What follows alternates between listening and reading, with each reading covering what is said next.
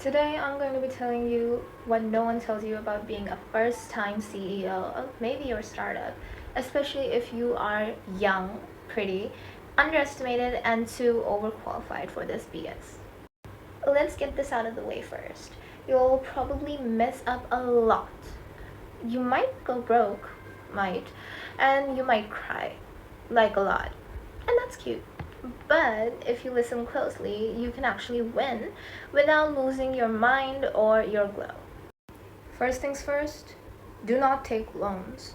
Let me repeat it like your overprotective sugar mama. Do not take loans. You're not running a VC backed Frankenstein. You're building your own lean, powerful empire that serves you. So, what are we gonna do? Build that 20% of your product that can add to 80% of your value. For that MVP, make it hot, not heavy. Use your own damn money, your time, your grit. Loans create pressure when currently your biggest strength is your flexibility. And for your micro strategy, bootstrap your beta, validate it organically, and get people involved. There are already going to be people in your DMs that are asking you about your current biggest product and your projects that you're working on. Number 2, build distribution like a cult. What is a business without its clients, without its customers, without its network? I don't mean be annoying online because that's what most people run towards. That's not sliding into people's DMs, annoying the hell out of them. I mean, build a following of people that actually care about what you're doing and are already aligned with your beliefs and missions. They must believe in what you are doing. Marketing is temporary, but distribution is forever. Build your channel partners, referral networks, and early ambassadors, and that is equity that you will never have to give away. Now, MicroStrategy, reach out to 20 micro-influencers that are already aligned with your mission. Offer affiliate cuts or future equity that can get them invested into your rise permanently. Step 3, stop obsessing over features. Now, this is something that most rookies do, including myself, of course. I'm no exception. That idea that you had at 3 a.m. a few weeks ago about adding a payment feature to your community forum, trash it, it's useless. You might have a ton of ideas that you want to add to your product, but most of them are not adding real value. They're only adding to your costs, to your time requirements, to your resource requirements, and to your stress. They're not going to lead you that easily towards success. In fact, they'll drag you down to failure. What's the use of having so many features if you don't have the users or the revenue to compensate it? Only build what people are asking for with their time and money. The rest is all ego. Create a feedback loop, Google Forms, Instagram polls, Discord communities, anything that can help you realize what your users hate, what your users want, and what they want more of, and then fix it. Chances are that you're building a new product and you have a lot of features listed out. You don't need most of them. Focus on your MVP with the most important features that can set you apart from your competitors and get your app into the market and get real users involved. Now, here's some food for thought. Number 4, if you are technical, step back and let someone else be the CEO. I know, harsh, but hear me out. If you're the code girl or the build it guy, then step back and let someone who actually knows how to run a business run the business. Let them handle operations, manage egos, pitch investors, and deal with legal hell. Now, being a CEO is a crucial role in your business that is a communication and execution role. It's not about being the smartest, the most technical, and the most skillfully sound. It's about being the sharpest. If you are not able to lead teams, if you're not able to get your thoughts and ideas out into the world, then let someone who knows how to do it do it. It's a managerial role. It's about getting things done. Number 5, don't beg investors, attract them. You're not a casting coach. You're not trying to build something small with maybe a few part-time employees and you'll get everything done. No, you're building the next company, the next big company. Now, investors should be clear about what you're doing and your achievements and your metrics. They should be chasing you and not the other way around. How can you do that? gaining traction, gaining momentum, and displaying it successfully with clarity. Traction, users, revenue, wait lists, screenshots, demos, everything matters. Build an email list from day one. Track every single user sign up, login, click, conversion, everything, and package that all into a one pager and send it out before you even think about creating a pitch deck. Investors chase proof. They chase what they see success in, but everyone has ideas. Everyone has big ideas that can become successful, but not everyone has that success and that metric. If you can display it, you'll get the investors, but investors will not be investing into just an idea. No one does. Step number 6, don't waste time on clout.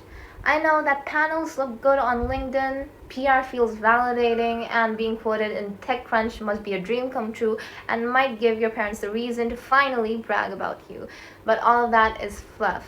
Even with the smartest minds in the world, in our country, we're still not able to create startups or businesses that can finally add value into the market and lead us a step further into the future.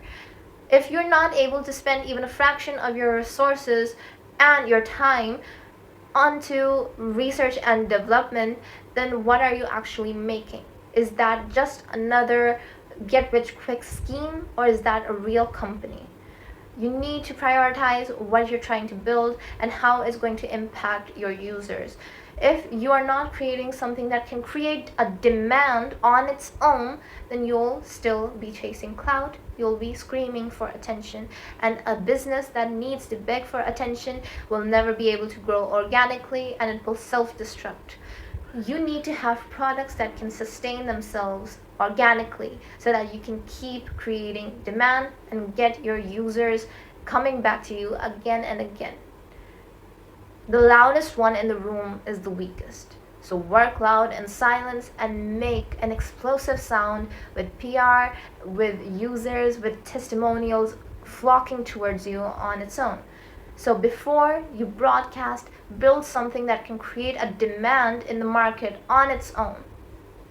What about the most important advice?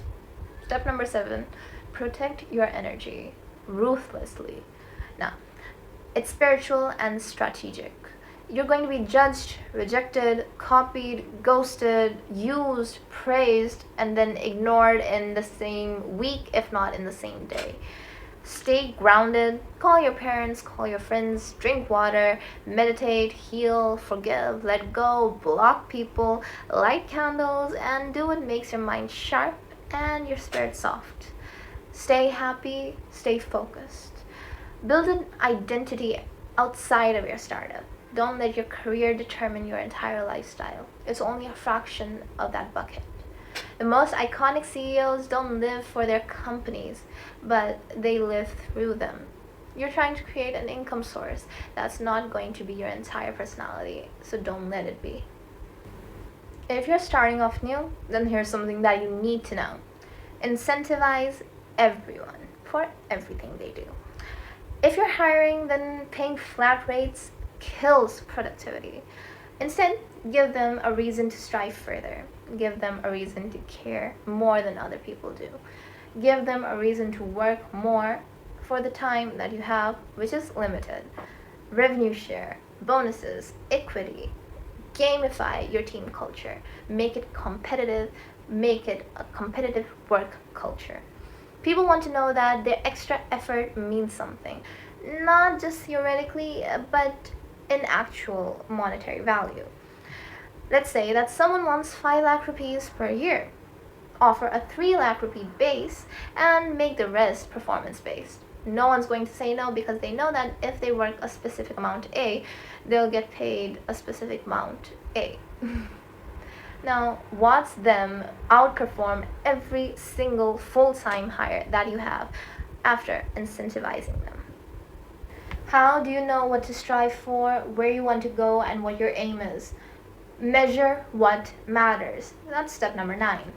Sticky notes, bathroom mirrors, bedroom walls, kitchen floors, it doesn't matter, but pick one metric. users, conversions, repeat rates, payouts. Pick one and obsess over it. You will grow what you measure, but how will you grow something about which you do not know the before and after picture of? Review it weekly, review it monthly, but track it daily. And pivot only if your data and your intuition tells you to. Here's a final piece of advice for this video. Don't fight copycats. Don't obsess over competitors. You're not in their game. You're building a brand, a value, a community, and an identity. And being a CEO is not just about the pitch decks. It's about the energy, the focus, the presence, and the perseverance, not to mention the patience. It's not just about being successful monetarily. You have to become someone hot, smart, dangerous, and peaceful all at the same time. And if no one told you this yet, hear it from me. You've got this. The harder that it is for you to build what you want to build, the harder it's going to become for other people to replicate you. Bye bye.